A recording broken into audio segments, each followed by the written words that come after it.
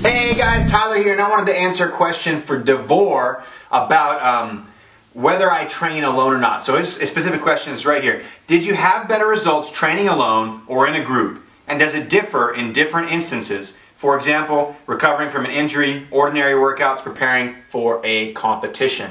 And that's a great question. This is fantastic because, you know, realistically, you can squeeze a lot more effort out of your workouts if you choose the right way to approach those workouts. So if you choose to have a training partner for certain workouts, you can get better results. If you choose to go it alone for certain workouts, you can get better results. And so here's what I've experimented with over the years. Generally speaking, I train alone. That's because I work really hard, 10, 12 hours a day, sometimes 7 days a week, right? Like right now it's like Saturday at 7 p.m. and I'm still working on doing projects, right? So I treat my workouts as my time. And so generally, I don't like to work out with other people. Once a week, maybe twice a week, I might invite some people over, we'll do a little bit of a workout, right? But generally speaking, I use this as my time to clear my head, get focused, okay? So that's how I use workouts therapeutically to clear my head mentally. Now, if your goal is to train for performance, like maximum intensity performance,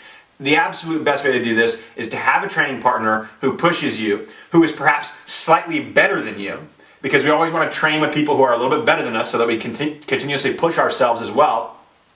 That way you create a competitive environment within your workout. And this competitive environment will push you beyond what you could generally push yourself by yourself. Okay? So I'm a huge fan of using a training partner when your goal is preparing for a competition, really getting the intensity out of your body. That's when you should be using a training partner effectively. Now, recovering from an injury. The only time you'd really want to use a training partner specifically for recovering from an injury is if your training partner was very intelligent with movement patterns. So if he could look at your movement and be like, oh, this is messed up, move your pelvis this way, move your knee that way, then that would be beneficial.